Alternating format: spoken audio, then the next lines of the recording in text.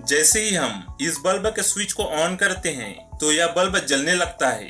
ये देखने में कितना आसान लगता है, लेकिन इसके पीछे बहुत सारी चीजें हैं जो वर्क करता है, जैसे वोल्टेज, करंट और रेजिस्टेंस। इस वीडियो में हम इन्हीं इलेक्ट्रिसिटी के फाउंडेशन के बारे में डिटेल्स में जानेंगे। Number 1, voltage. वोल्टेज को हम इलेक्ट्रिकल प्रेशर भी बोलते हैं। इमेजिन करो कि एक पानी से भरा टंकी है और एक पाइप से पानी निकालना है। जो प्रेशर इस पानी को ढकेल रहा है इस पाइप के थ्रू, वही प्रेशर इलेक्ट्रिसिटी के केस में वोल्टेज होता है। यदि कोई बैटरी 9 वोल्ट या 12 वोल्ट की है तो ये उसका इलेक्ट्रिकल प्रेशर है जो इलेक्ट्रॉन्स को पुश करता है। इलेक्ट्रॉन यानी किसी धातु का सबसे छोटा कण लेते हैं जिसे और छोटा नहीं किया जा सकता है। उसके अंदर ये 3 चीजें होंगी, इलेक्ट्रॉन, प्रोटॉन और न्यूट्रॉन।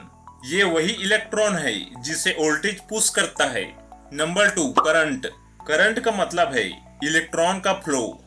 अगर वोल्टेज को हम पानी का प्रेशर मान रहे हैं तो करंट को आप समझ सकते हो कि पानी का फ्लो है जो इस पाइप के थ्रू हो रहा है। Number 3, resistance.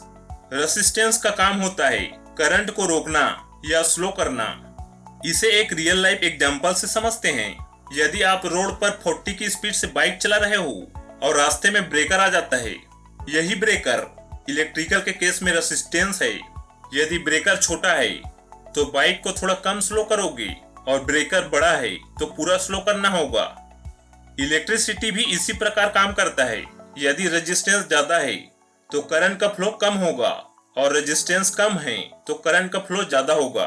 तो इस वीडियो में हमने समझा कि वोल्टेज इलेक्ट्रॉन को पुश करता है, जो इलेक्ट्रॉन फ्लो हो रहा है वह करंट है और रेजिस्टेंस उस फ्लो को कंट्रोल करता है।